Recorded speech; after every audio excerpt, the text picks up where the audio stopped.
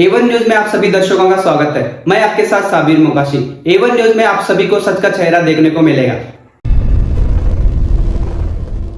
Court ಮುಂದೆ ಏನು CBI ಇದನ್ನ ಕೇಂದ್ರ ರಾಜ್ಯ ಸರ್ಕಾರಿ ಅವರೊಂದು ಅಫಿಡೇಟ್ ಹಾಕಿದ್ರು. ಈಗಾಗಲೇ ಲೋಕಾಯುಕ್ತದಲ್ಲಿ ಅದು ಕ್ಲೋಸ್ ಆಗಿದೆ ಅಂತ ಹೇಳಿ ಬಂದಿದ್ರು. ಬಹುಶಃ ಅವರೇ ಅಪರಾಧಿಗಳ ಸ್ಥಾನದಾಗ ನಿಲ್ಲುವಂಗೆ ಆಗಿತ್ತದು. ದಿಢೀರ್ನೆ ಇವತ್ತು ಅವರ ಏನು ನ್ಯಾಯವಾದಿಗಳಾದಂತ ಕಪಿಲ್ ಸಿಬಲ್ ಅವರು ಆ ಅಫಿಡೇಟ್ ಅನ್ನ ವಾಪಸ್ ತಗೊಳ್ಳಿಕ್ಕೆ ಕೋರ್ಟಿಗೆ ಕೇಳ್ಕೊಂಡ್ರು. ಕೋರ್ಟ್ ಅದಕ್ಕೆ ಸಹಮತ ವ್ಯಕ್ತಪಡಿಸಿ ಇನ್ನೆರಡು ವಾರದ ನಂತರ ಈ ಒಂದು ಕೇಸ್ ಏನಿದೆ ನಾವು ಸಹ ಏನು ನಮ್ಮ ಶ್ಯಾಮ್ ದಿವಾನ್ ಅವ್ರನ್ನ ನಾವು ಕೊಟ್ಟಿದ್ದೀವಿ. ಇನ್ನೆರಡು ವಾರದಲ್ಲಿ ಆ ಪ್ರಕರಣ ಬಗ್ಗೆ ಮತ್ತೆ ವಿಚಾರಣೆ ಬರ್ತದೆ. ಏನೋ ಲೋಪ ಇತ್ತು ಅರ್ಜಿ ಅವರು ತಪ್ಪಿ ಅವರೇ ಅಪರಾಧಿ ಅನ್ನೋಂಗೆ ಅವರೇ ಪ್ರೂವ್ ಮಾಡ್ಕೊಂಡ್ ಬಿಟ್ಟಿದ್ರು. ಅದು ಅವರಿಗೆ ಹಿಂದ್ರಾಗಡೆ ಜ್ಞಾನೋದಯ ಆಯ್ತು. ಆ ತಕ್ಷಣನೇ ನಾನು ವಾಪಸ್ ತಗೋತೀವಿ ಏನು ಹಾಕಿದಂತ ಕೋರ್ಟ್ ಅದಕ್ಕೆ ಒಪ್ಪಿಗೆ ಕೊಟ್ಟಿದೆ.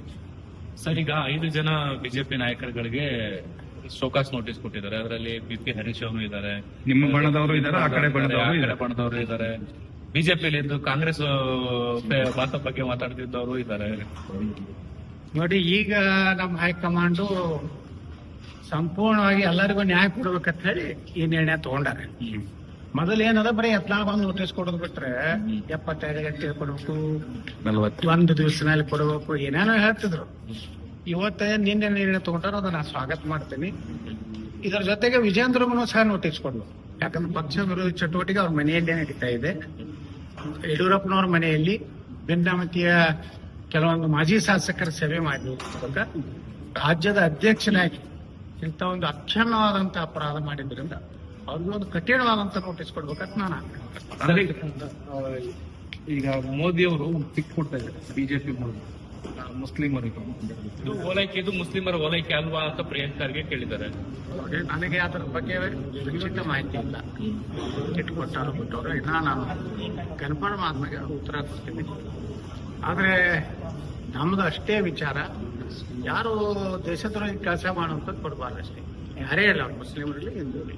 ಸರ್, ಈಗ ಒಂದು ಸುದ್ದಿ ಓಡಾಡ್ತಿದೆ, ರಾಜ್ಯಾಧ್ಯಕ್ಷರ ಚುನಾವಣೆಗೆ ಎಲೆಕ್ಷನ್ ನಡೆಯಲ್ಲ, ಅದು ನೇರ ನೇಮಕಾತಿ ಆಗುತ್ತೆ, ಅದು ಹೈಕಮಾಂಡ್ ನಾಯಕರಿಗೆ ಘೋಷಣೆ ಮಾಡ್ತಾರೆ ಶೀಘ್ರದಲ್ಲಿ ಅನ್ನೋ ಥರದಲ್ಲಿ. ಅದೇ ನಮಗೂ ಸಹ ನಿನ್ನೆಯಿಂದ ಕಿವಿಯಲ್ಲಿ ಕೇಳಿ ಬರ್ತಾ ಇದೆ. ಅಲ್ಲಿ ಗೋಡೆಯಲ್ಲಿ ಕಿವಿಗಳು ಇರ್ತವೆ, ಅವೆಲ್ಲ ಹೇಳ್ತಾ ಇದ್ದೀವಿ ಆಗೋದಿಲ್ಲ. ಅದನ್ನ ನಾವು ಅದನ್ನೇ ನಿರೀಕ್ಷೆ ಮಾಡ್ತಾ ಇದ್ದೀವಿ. ಹೈಕಮಾಂಡ್ ಇವತ್ತು ಎಲ್ಲರ ವಿಚಾರಗಳನ್ನ ಕೇಳುವಂತಹ ಒಂದು ಹಂತಕ್ಕೆ ನಾವು ಬಂದಿದ್ದೀವಿ.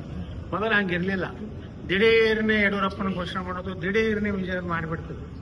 ಈಗ ಹೈಕಮಾಂಡ್ ಸಹ ವಿಜೇಂದ್ರ ಯಡಿಯೂರಪ್ಪ ಅಂದ್ರೆ ಬಿಜೆಪಿ ಅಲ್ಲ ಅನ್ನುವಂಥದ್ದು ಎಲ್ಲ ಸಂಸದರ ಅಭಿಪ್ರಾಯವಾಗಲಿ ಸಂಗ್ರಹ ಆಗಿದೆ. ಬಹಳಷ್ಟು ಬಹುತೇಕ ಭಾರತೀಯ ಜನತಾ ಪಾರ್ಟಿಯ ವರಿಷ್ಠ ನಾಯಕರಿನ ಕರ್ನಾಟಕದಲ್ಲಿ ಎಲ್ಲರದು ಭಾವನೆ ಇದೆ. ವಿಜೇಂದ್ರ ವೈಫಲ್ಯ ಆಗಿದ್ದಾರೆ. ಎಲ್ಲರೂ ವಿಶ್ವಾಸ ತಗೊಂಡು ಹೋಗೋದ್ರಲ್ಲಿ ಅವರದು ಸಂಪೂರ್ಣ ವಿಫಲ ಆಗಿದ್ದರಿಂದ ಈ ರೀತಿ ಒಂದು ತಡೆ ಸ್ಪೀಡ್ ಬ್ರೇಕರ್ ಬಂದಿದೆ. ಮೊದಲು ಸ್ಪೀಡ್ ಬ್ರೇಕರ್ ಇರಲಿಲ್ಲ. ರಾಜ್ಯಾಧ್ಯಕ್ಷರಾಗದ್ದನ್ನು ನೀವು ಒಪ್ಕೊಳ್ಳೋದಕ್ಕೆ ಮಾನಸಿಕ ಸಿದ್ಧತೆ ನಡೆಸ್ತಾ ಇದ್ದೀರಿ ಅಂತ. ನಾಲ್ಕು ಮಾನಸಿಕವಾಗಿ ನಾವು ವಿಜೇಂದ್ರ ಎಲ್ಲಿ ಒಪ್ತೀವಿ ಅಂತ ಹೇಳಿ ನಿಮ್ಗೆ ಹೇಳಿದ್ವಿ. ವಿಜೇಂದ್ರ ಒಪ್ಪು ಪ್ರಶ್ನೆ ಇಲ್ರಿ. ಬದಲಾವಣೆ ಶತಸಿದ್ಧ. ನಾ ಹಂಗೂ ಹೇಳುದಿಲ್ಲ. ಅದು ಏನಾದ್ರೂ ಸೂತ್ರ ಕಂಡು ಹಿಡಿಯಬೇಕು ಹೈಕಮಾಂಡ್. ವಿಜೇಂದ್ರ ಮೇಲೆ ಬಿಜೆಪಿ ಬಿಡ್ಲಿಕ್ಕೆ ಸಾಧ್ಯ ಇಲ್ಲ. ಬಹಳ ಅವಮಾನಕಾರಿಯಾಗಿ ಲೋಕಸಭೆಯಲ್ಲಿ ಭಾರತೀಯ ಜನತಾ ಪಾರ್ಟಿ ಕರ್ನಾಟಕದಲ್ಲಿ ಸೋತಿದೆ. ಯಾವ ಲಿಂಗಾಯತರ ಪ್ರಾಬಲ್ಯ ಇರುವಂತಹ ಹೈದರಾಬಾದ್ ಕರ್ನಾಟಕದಲ್ಲಿ ಭಾರತೀಯ ಜನತಾ ಪಾರ್ಟಿ ಹೀನಾಯವಾಗಿ ಸೋಲಿಕ್ಕೆ ಕಾರಣ ವಿಜೇಂದ್ರ ನಾಯಕತ್ವ. ದಾವಣಗೆರೆ, ಕಲಬುರಗಿ, ಬೀದರ್,